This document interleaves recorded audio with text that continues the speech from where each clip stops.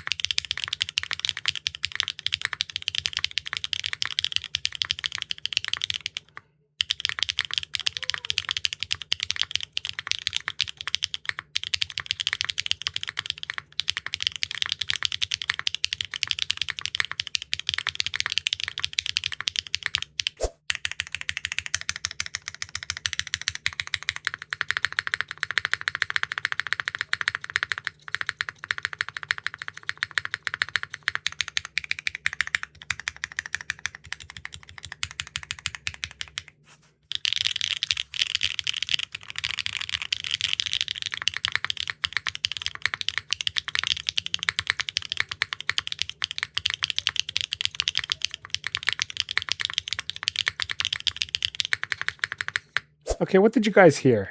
I would describe this switch as a dry mid-clack. Kind of BCP-like-ish.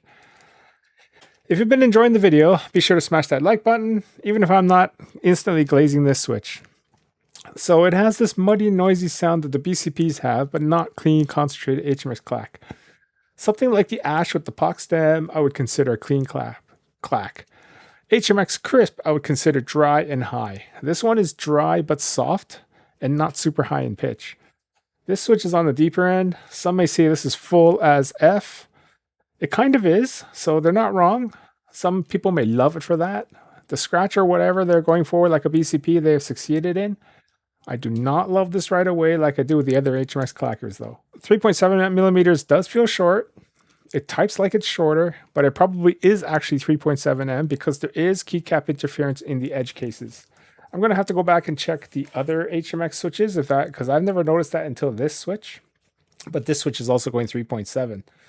Most people will use step caps, so they will not even notice this. But on a hot swap board with a full caps lock or full control, we have keycap interference. Okay, so this is what it sounds like.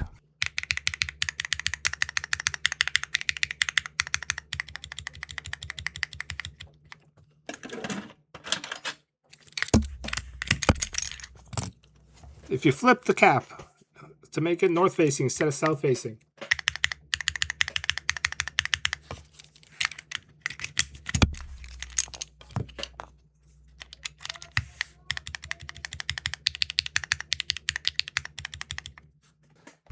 okay, here we're looking at the caps. This is a proper north-facing cap. You can see there's no keycap interference. This one, there is. You see the contact here? That's killing the clack. There's keycap interference on row 3 with the shape of the caps when this is reversed. If you flip the cap, like a normal upside-up keycap, then there's no interference. You can see the clearance here, and it clacks properly. Now, this is not going to be a problem if you use step caps, but if you use full step caps, it's an issue. Because this keycap is flipped on a full caps lock or full control like I use, and upside up on a step cap use. So for this switch, you're going to want to use step caps in order to avoid the interference. This is a 3.7 millimeter problem. If the keycap was shorter, it would not go as far and it would not hit. Or if they change this mold shape right here to stop this interference. This is a hot swap problem. It's an edge case problem. It does not happen on these flip sockets because the shape of the keycap is different and it will clear the switch.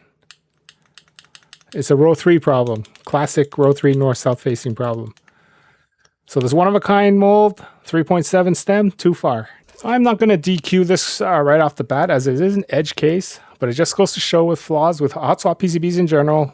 Solder PCBs are always better because they always have upside-up switches. It only shows up in the row 3 with full keycaps here. The longer travel might be the cause of it. Putting an O-ring spacer on here will likely fix this, as well as not pushing it all the way down. You can hear this, hear the difference here.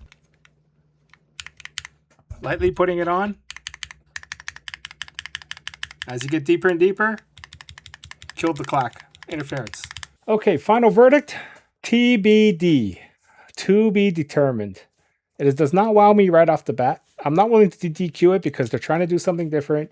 And they have succeeded. It is kind of like a BCP. It's a little deeper. They did succeed in making it very full and clacking at the same time. So this is something you're going to have to wait for my back-to-back to see if I actually personally like this more than I do. Right now, I give it a solid 6.5 out of 10, 7. I'll give it the benefit of the doubt until I run it a little longer with a little more, along with the other back-to-backs. Once I get through this batch of switches, I can do a proper back-to-back. But likely, up against the other HMX, it's likely going to exacerbate the issue. But I'm not outright DQing this switch yet. I can see BCP lovers liking this switch, and calligraphy lovers probably also liking this switch. Grab them from Unikeys, code ShyLocutus for 7% off. Now, next up will probably be the Key Geek Roxy's. There's a lot of demand for that one. To my ear, that one does sound clacky, so it does seem pretty promising. All right, Lanikai out. Back to the beach. Peace out.